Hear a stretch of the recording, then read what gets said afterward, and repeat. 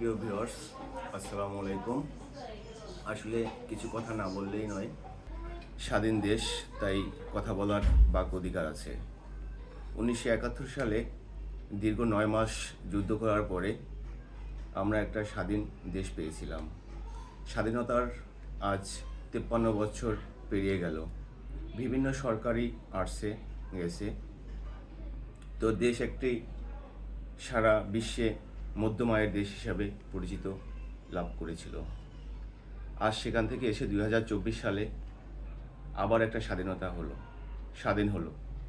17 দিন যুদ্ধের পরে স্টুডেন্ট ভাইয়েরা তোমরা স্বাধীন করলে। আসলে আমরা কি পুরোপুরি স্বাধীন হয়েছি?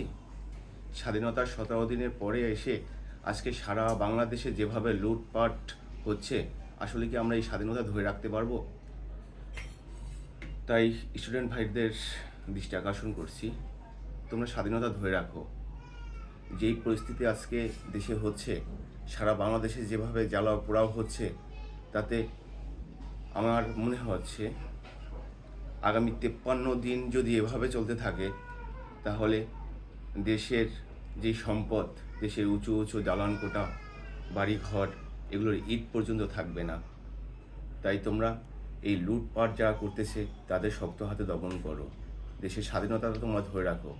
স্টুডেন্ট পাওয়ার বাংলাদেশে না, সারা বিশ্বে স্টুডেন্ট পাওয়ার সব থেকে শক্তিশালী পাওয়ার। তাই স্টুডেন্টদের উদ্দেশ্যে বলছি, তোমরা দেশটাকে সুন্দরভাবে গড়ো, দেশটাকে শক্ত হাতে ধরো। এতটুকুই চাওয়া তোমাদের কাছে। Salute student.